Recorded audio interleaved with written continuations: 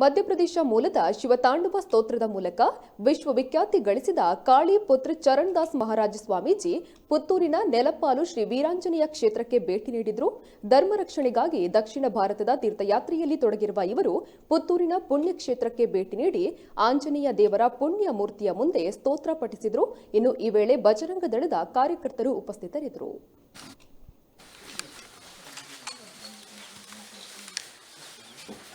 ಜ್ಞಾನಿನಾಮಗ್ರಗಣ್ಯಂ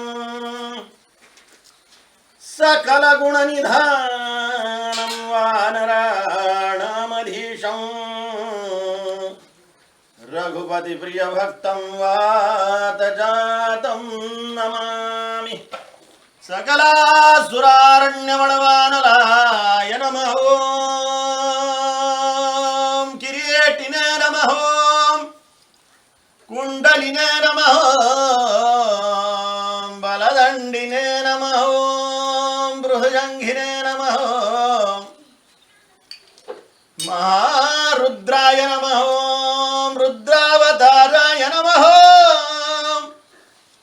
ಸಕಲ ಸುರಾರಣ್ಯವಡವಾನಲಾಯ ನಮಃ. ಕೇಸರೇ ನಂದನಾಯ ನಮಃ. ಪುತ್ರಾಯ ನಮಃ.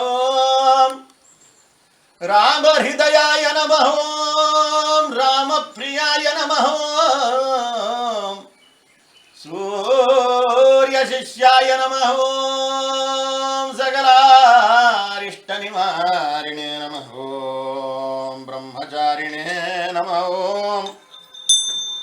ಸ್ಮರಣ ಮಾತ್ರೇ ಬ್ರಹ್ಮಚರ್ಯ ಪ್ರದಾಯಿನೇ